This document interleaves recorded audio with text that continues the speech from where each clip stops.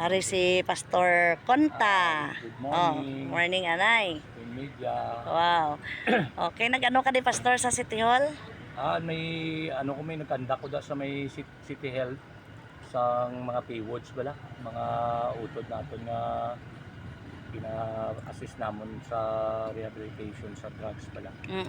Okay naman sila pag nagpakita mo sila nga wala sila kabalik sa bisyo. Oh. Kaya wala. Di mayo no kay ti nag-ano man ikaw Pastor, naghatag ka spiritual Mga guidance. Papel ko gatag ko sa spiritual guidance para sa ila.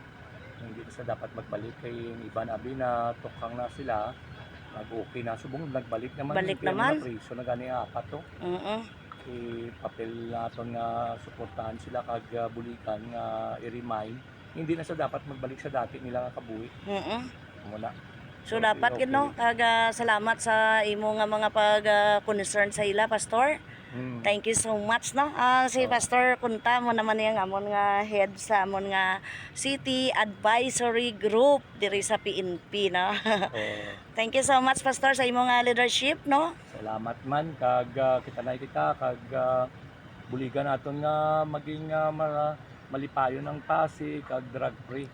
Mula na ako niya decided nga hindi kita mauwian bala ang bilang syudad diri kita pumuluyo kita diri kitang ginalantaw sang iban pa nga mga banwa kag syudad nga drug free ang Pasig.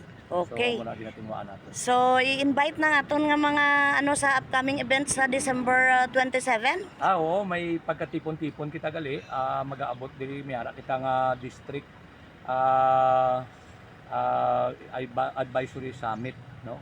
Ang 4th district nga mga upod naton sa advisory Makadto diri kag matikon kita kag magadala sang ano pagid nga mga best practice sa iba't ibang mga banwa para sa bulig sa mga kapulisan nato. Yes, so thank you so much gid kay ara gid ang pagbulig sa mga kapulisan nato no kung anong mga kinahanglan no.